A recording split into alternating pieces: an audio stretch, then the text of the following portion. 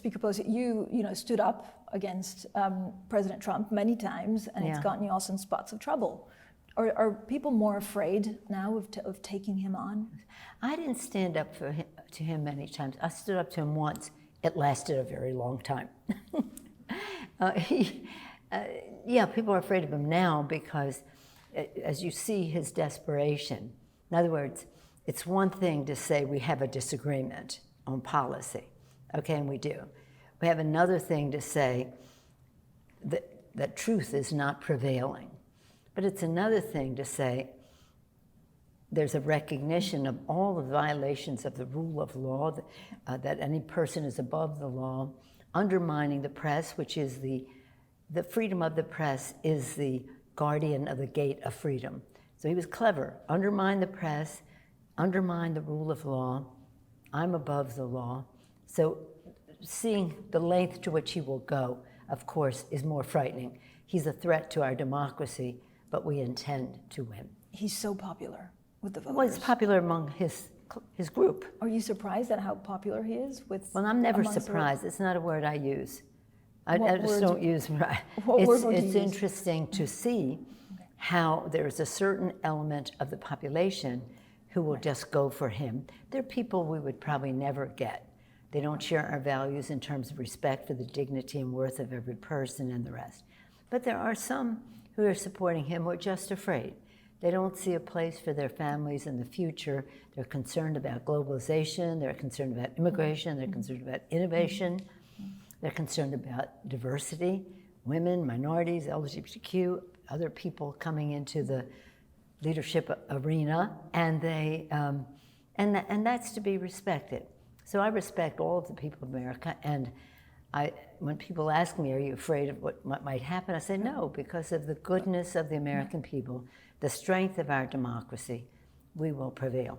And my motto is, the flag is still there, as we say in our national anthem. Is there a Republican president, a candidate that you could live with?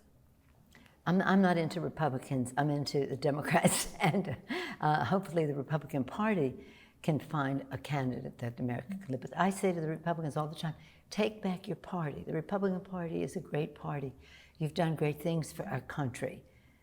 You're not a cult to a thug. You're a great, grand, old party.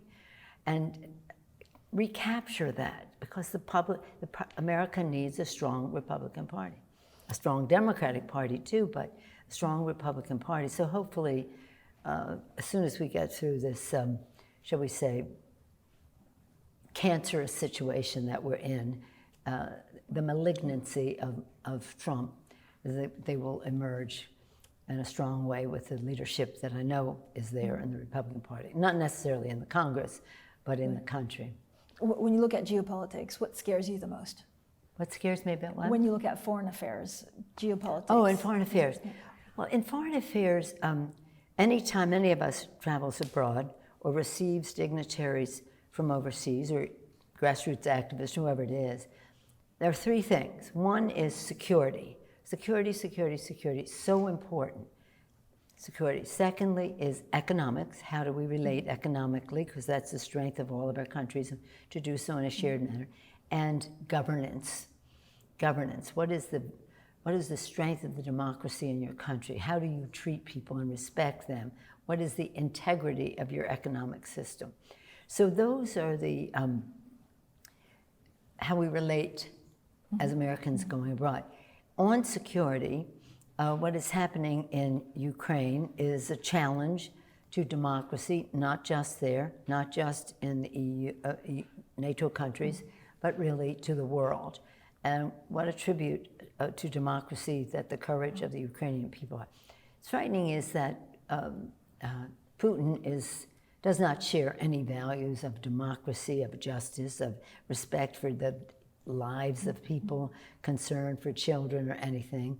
And he's frightening, but it's doubly frightening as a person like the former president who thinks that's okay. Well, isn't that sad?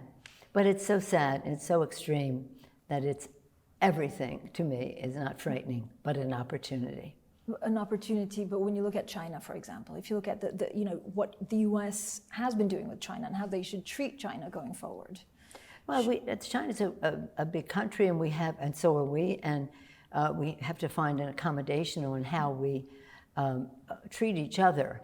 But in terms of the three things I named, security, China has been a violator of transferring technology of weapons of mass destruction to rogue countries, A. B, in terms of economics, they've been violated almost every trade standard of access, of piracy, of obeying WTA rules and the rest. And in terms of governance, what need I tell you, Hong Kong, Tibet, Uyghurs, threat to Taiwan, and the rest.